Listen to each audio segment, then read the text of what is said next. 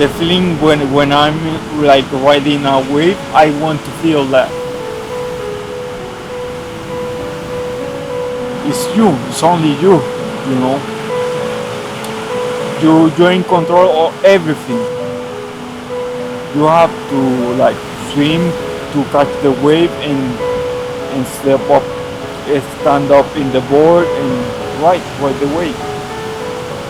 Surfing, this is something that I used to do like before my accident, and I just wanted to try it out again because it's been years, and this being in the water is something that I want to do. I was telling to myself like um,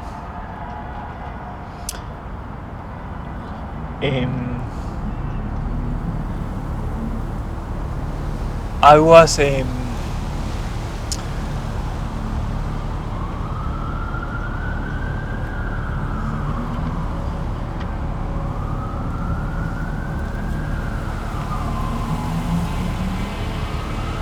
yeah, I just go completely blank. Um,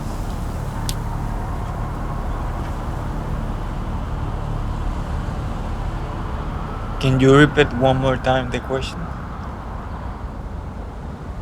Nobody really understands the complexity and the consequences of a brain injury till they've been touched by it.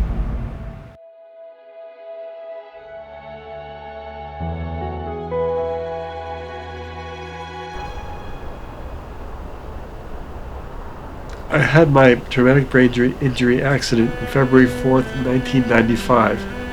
I had the accident while skiing and I fell down the mountain, they say 900 feet.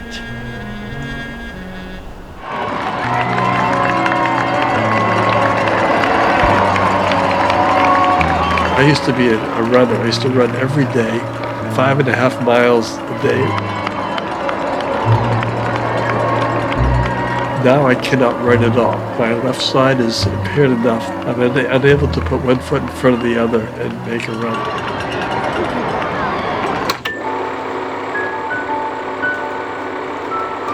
Before my TBI, I played several other sports. I was an all-around gymnast, so I did every event. Some of these are silver and gold medals here from different meets throughout my career. The silver one I'm actually the most proud of. It was my first medal, and it was for my floor routine. Floor was always my best event. I loved to tumble. This was definitely probably one of my biggest accomplishments. I did 2 seasons of track and field. I ran the 100 and 200 meter dashes in the spring and the 55 in the winter. I threw the shot put. I did the triple jump. And I was in the 4x100 relay for my high school track team, as well as I was a soccer player. I played sweeper. I also played hockey in high school. I played center, and I always skated my whole life. Cause of my TBI was a fall in a soccer game.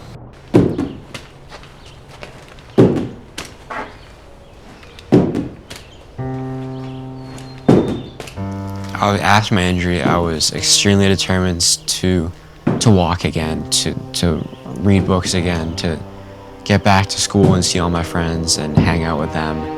And that's what really helped me through my recovery. My injury occurred from a snowboarding accident.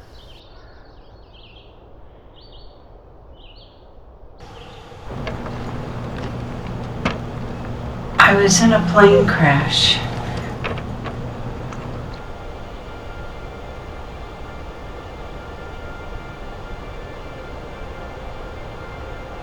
I had no idea what had happened to me until I was told. It was pretty difficult to comprehend that I had been through all of that. I was told that my life would never be the same as it was before the accident. I'm a traumatic brain injury survivor. A traumatic brain injury is caused by a mechanical external force to the head that disrupts brain function and results in behavioral problems, thinking problems, problems with emotional control, and essentially interacting with the environment. It takes a lifetime to build a good deed,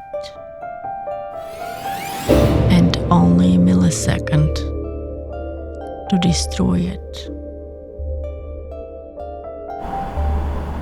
My TBI was a car accident. The causes of traumatic brain injury vary by age.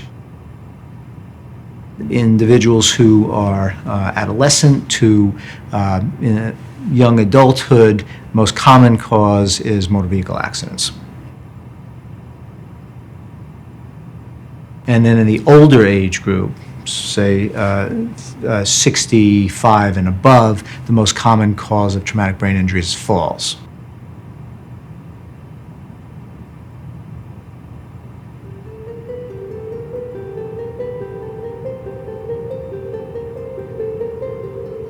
And then one starts over again, because every situation has a solution and one has to search for it.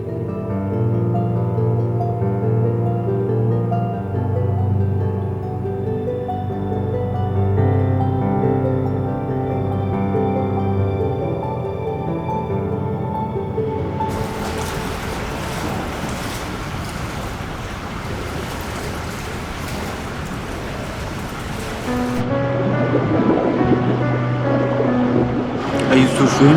I used to be a surfer in Puerto Rico for fun. Because of my injury, I cannot go back to the ocean and surf. So I decided to relearn again how to swim.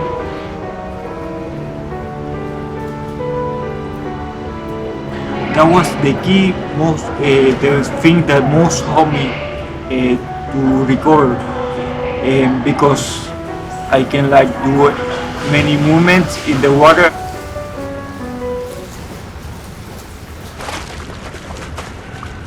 When I started, I used fins because I couldn't swim. I was depressed the first year after I wake up from my coma. I went depressed because I was seeing everybody that surround me, walking, going to places, enjoying life, and I was kind of a little hard on myself. The first year was very hard.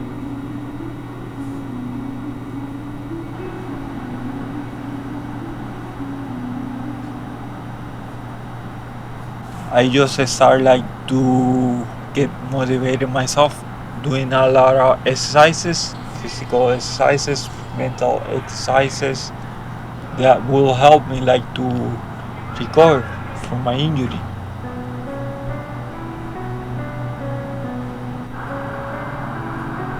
I wanted to look good, and I wanted to be stronger as I used to. And I started to work out, and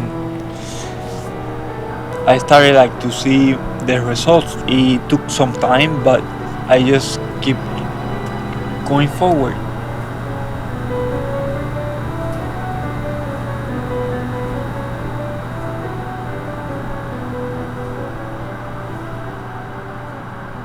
How long did I have trouble talking. That's one of my problems associated with this brain injury. The consequences of traumatic brain injury are heavily influenced by factors that existed before the injury. So, in other words, what the person brings to the table, if you will. The injury circumstances themselves, as well as what happens after the injury. Your team is behind you. It was a very good situation because as a young man, I was roughly 33 years old at the time. and I was the president of a company.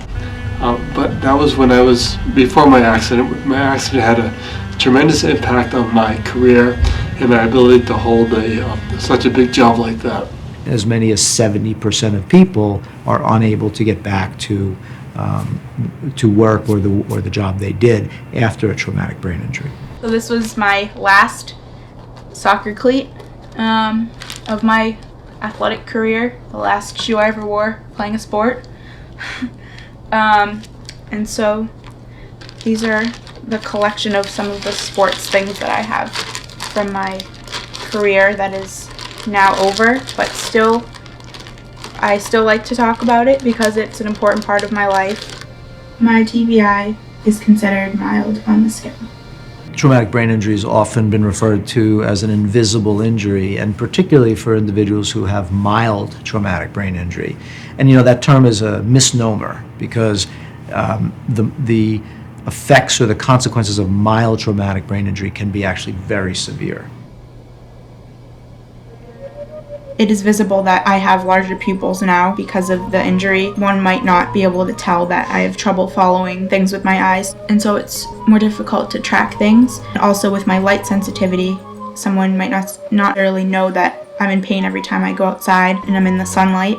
So they're very dark, specifically, so they're prescription. I wear them every time I go outside because the light's too painful for my head to deal with.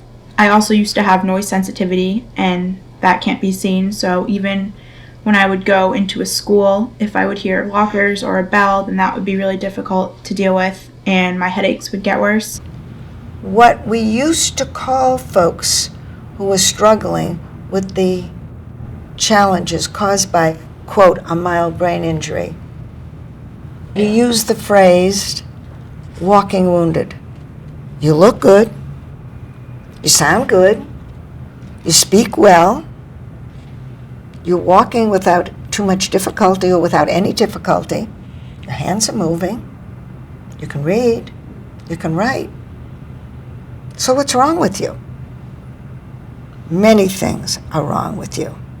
And put them all together, you have a very complex situation and very hard to diagnose. I have to stare at each circle of different colors, and they're to be put at different distances so that I work on my depth perception. And so with the first one, I'm supposed to see an X through this, so the strings will separate, and then more and more as I go out, I'll become less cross-eyed, and then going back in, I become more cross-eyed, and I have to hold the gaze on each dot for a certain amount of time so that I am trained to be able to see in that depth. What I do is I have to follow the tinfoil on top of the stick in different directions. And those directions are vertically, the depth direction, and horizontally. And all I have to do is follow the dot with the dot of the tinfoil with my eyes and without moving my head. And I do all of these every day to help with, again, my concentration, my eye tracking, and help reduce my pupil size and my headaches. Should be done about 3 times a day.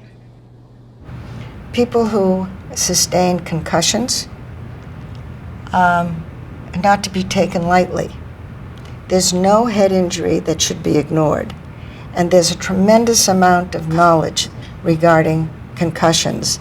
And I think to say that I had a bump on the head, you need to be checked out. And if you feel you're not being checked out well enough, then seek another opinion. Call the brain injury support groups and chapters in your state and find out where you should call if you do not know.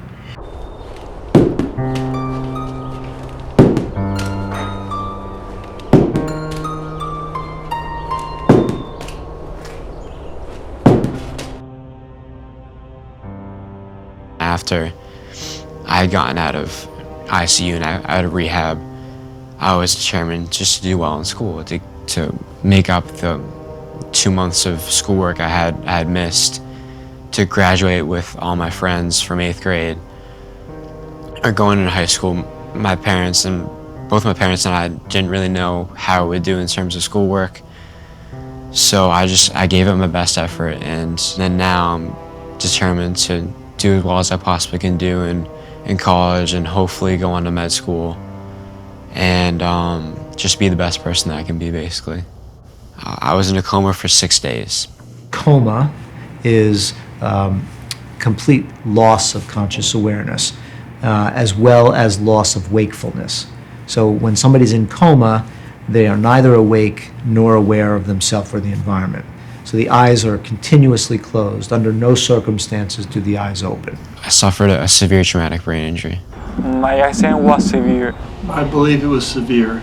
The severity of traumatic brain injury has been characterized as mild, moderate, and severe.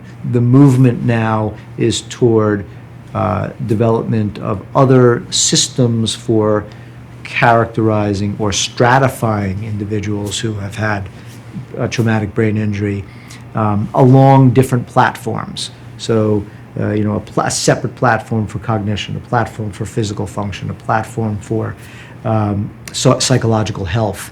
And so we could begin to then develop a profile for each individual that includes each of those platforms. We get a much more specific picture of who that individual is, and we can target treatments better.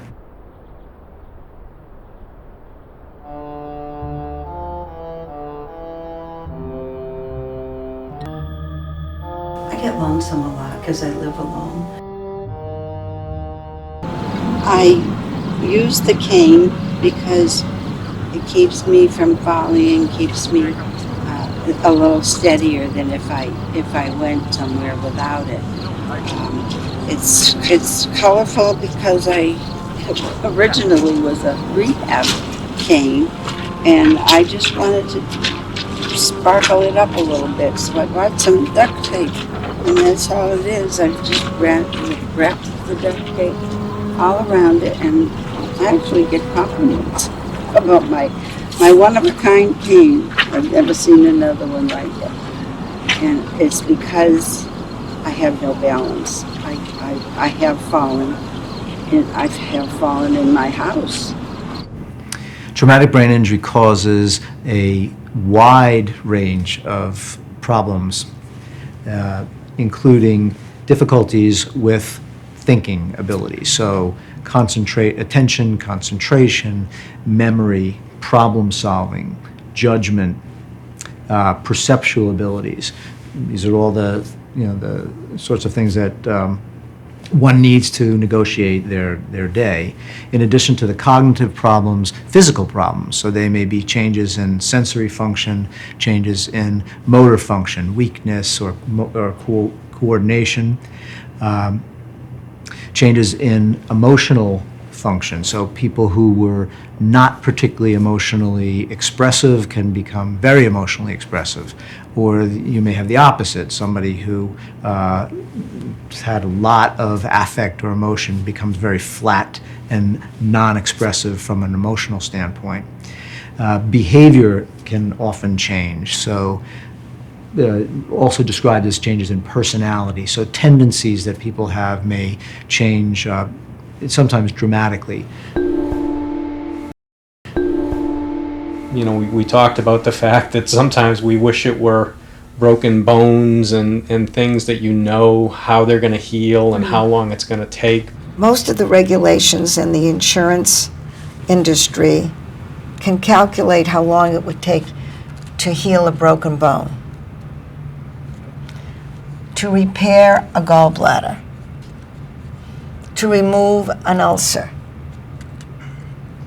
There's no calculation for how long it takes to recover from a traumatic brain injury. When it's the brain, you can't tell. You don't know what's going on in there, and the brain recovers in its own time with a lot of help. I don't think people truly know what somebody goes through when they have a TBI. People still just think, well, I feel okay, so why do I have to wait 3 weeks before I go back out onto the field after my concussion? A concussion can be very, very serious, and you have to let your brain heal. And a lot of people just don't adhere to that right now.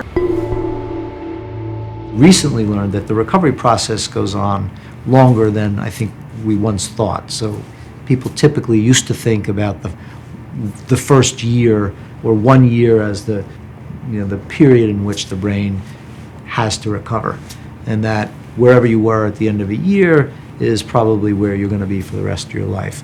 And I think that we know now that that's not true. That does not hold. That people continue to improve after that. Is really critical to prepare yourself for continually recovering and healing. And it's a long process. And never give up. You're on a good road of recovery. And what you look like in the first year, you won't look like in the second, third, or fourth. You will continue to recover. The brain's an amazing organ. There's a very old and trite saying about traumatic brain injury, that each injury is like a snowflake, and there are no two snowflakes alike. What it boils down to is every traumatic brain injury is different because every person's different. The truth is that every individual brain injury is different, and so again, it differs in terms of the mechanism of injury. What happened to that individual's brain? There's virtually impossible to injure the brain, two brains the same way. And then if we layer on to that, all of the differences in the premorbid or the pre-injury personality factors that person brought to the table, their social supports, and all of those things are all going to go into how that person experiences the brain injury. And it's going to be very variable one to the next. So we really need to begin to account for all of these different dimensions of function that human beings experience before we can ask questions about whether a particular treatment is effective for a certain type of person with brain injury. I know before my injury, I had never heard somebody use the words traumatic brain injury.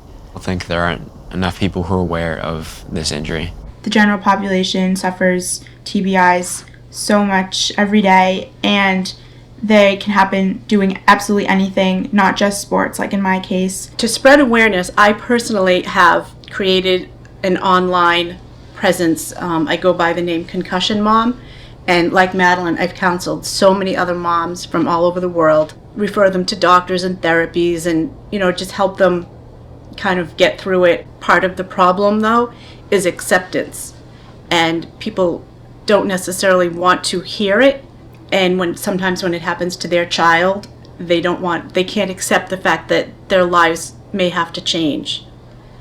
We need another generation of advocates to come forth, and maybe some of you will become such advocates. This is not an easy journey. It's a long journey. It's a difficult journey, and it's very difficult not only for the individual, but for the family. Learn from the folks that have been there. And family members are a great source of learning, particularly when they've gone through what you're going through. Well, this was a serious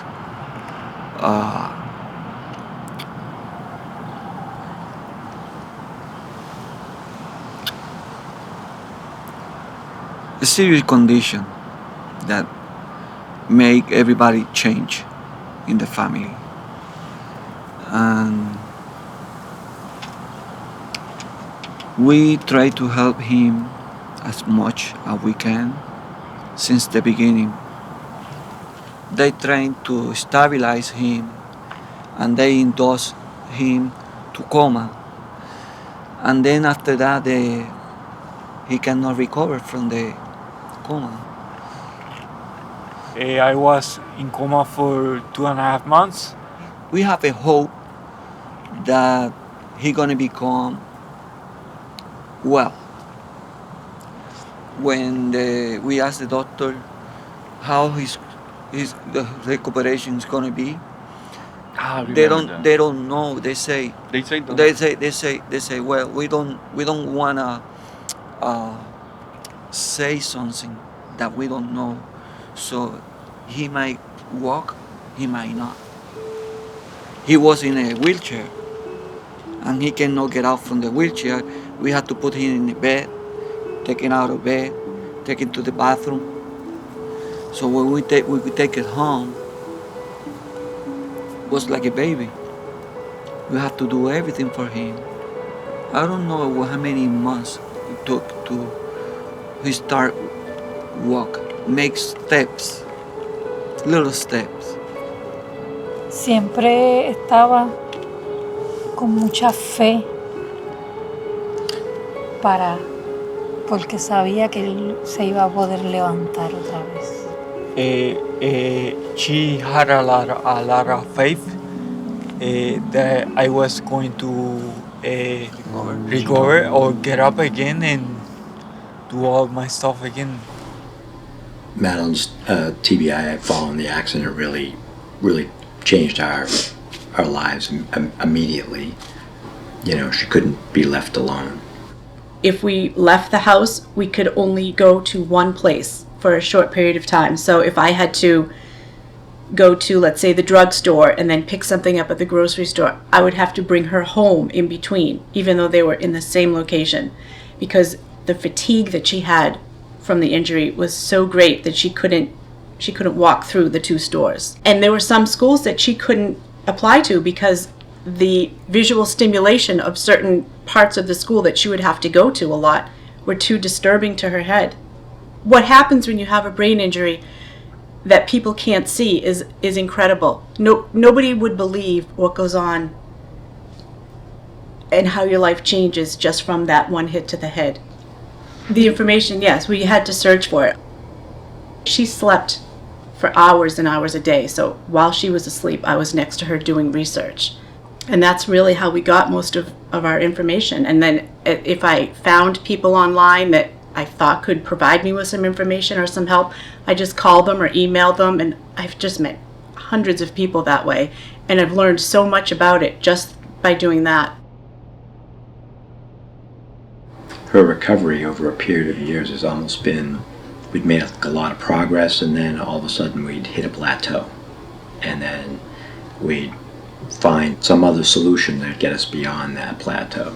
We'd be with that care provider for a little bit, and whatever was exacerbated or aggravated at that time tend to quiet down, and then something else would kind of pop up, and we'd find somebody else to deal with that, whether it be an herbalist, a chiropractic, a balance specialist, Reiki, I mean, a whole spectrum of alternative medicine we probably have explored to now functional neurology, right? And that was really the first therapy that started to help her with her sensitivity to sound.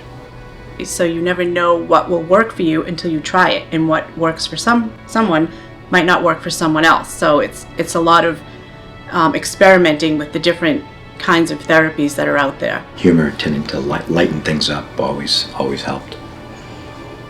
You know, we've got somebody who graduated high school and just finished her freshman year of college, and you know, is just willing to do whatever it takes to do her best and be her best. Sean was brought down the mountain, and it was ski patrol who didn't think that Sean would survive. The neurosurgeon had said that there would be some type of impairment. To what extent, she couldn't tell us. We didn't know. It's a journal that we started the first day that Sean was transferred to Dartmouth Hitchcock, Sunday, February 28th. Sean continues to amaze all of us. He told Michelle today that he wanted to try regular push-ups. This is so big. I'll get upset. Don't want me to read it. No, it'll be all right. This is so big on so many levels. Sean is initiating a goal, just another way that his brain is getting better. Sean was able to do 14 push-ups. Sorry. It says, Sean is so proud of his progress. He told me that his favorite saying is, never, never, never, never give up. And that's Winston Churchill. And do you remember I used to say to you, arm, because your left arm wouldn't swing? Yeah. and you didn't like when I would remind you and say, Sean, move your arm. So instead I would just say arm when Sean would be walking to remind him to move his arm. What creates the most successful recovery are three things. The level and location of expertise, how far you are from that expertise, and how you are insured. So it's family, expertise, and resources. The support of loved ones for people recovering from a TBI is Immeasurable. There's a lot of levels of support you need. Obviously, you need your friends and family, but you also need your rehab facility. You need other people, a network of people that have gone through it before to be able to help you and talk you through it. We had it to a certain extent, but I think we had to seek it out, and it would be nice to have something a little bit more formal, and that's why we're always happy to talk to people that are going through what we went through. Support from loved ones is definitely crucial. It was just really nice to see how many people loved me and cared about me, and that really helped me get through my recovery and recover as fully and as completely as I possibly could. I have dealt with the physical and mental challenges after my TBI through the help of the two people sitting next to me. They have been extremely supportive. They've always been willing to take me to different doctors, different therapies, and they're always giving me advice on how to stay positive. Everybody did something. I believe in you. And everybody here believes in you. You can do it. A lot of patience. They had a lot of patience. Dificultad, pero con mucho amor lo hacía. Difficult, but with a lot of love she made. She helped me. It was difficult at first, but she made it with a lot of love.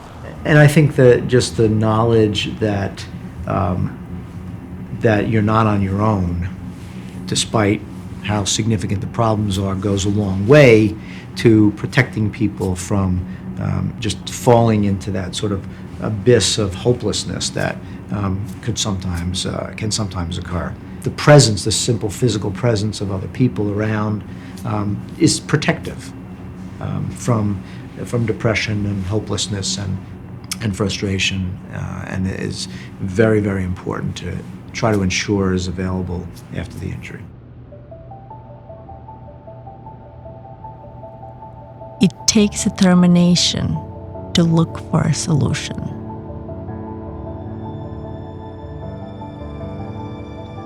Persistence for the solution to be found.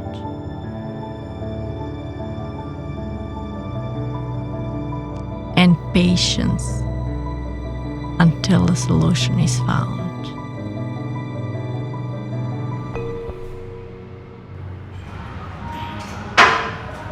Right before I started powerlifting, I started to go to the gym, but I couldn't bench press 5 pounds. Seriously, I couldn't squat 5 pounds.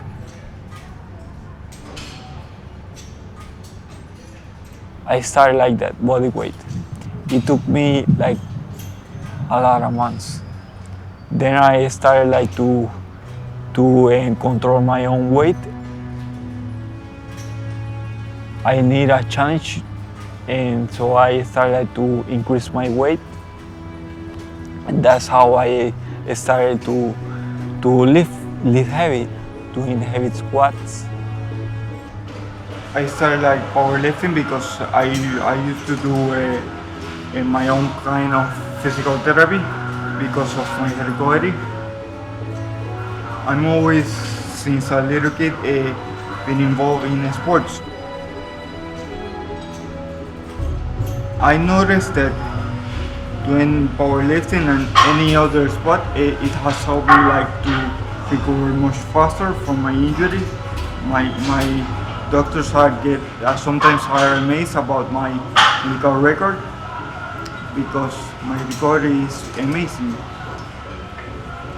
They say that me doing sports like disciplines, different disciplines, has helped me like to recover much faster. So that's why I do it, and I like it.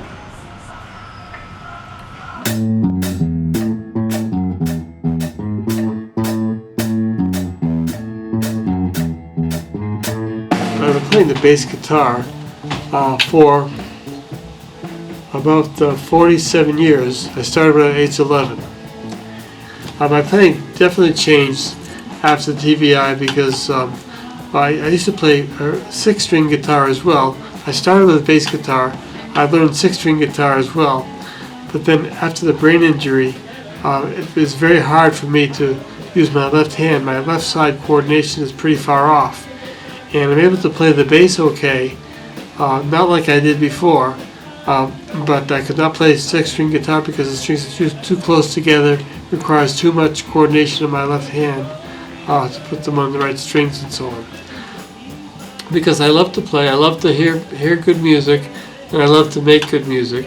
You know, it's not like it was, but it's good enough. And with these guys, we've been playing together for a long time, and we tend to build on each other, and therefore I enjoy it as much as I ever have because I'm doing something that I love. What I would recommend to other TBI survivors is do what you love in any way you can. You got joy from that before, that's why you love it, and you need to continue it because it can bring you a lot more self-esteem and a lot more self-confidence in approaching other new things as well. You always have something to fall back on.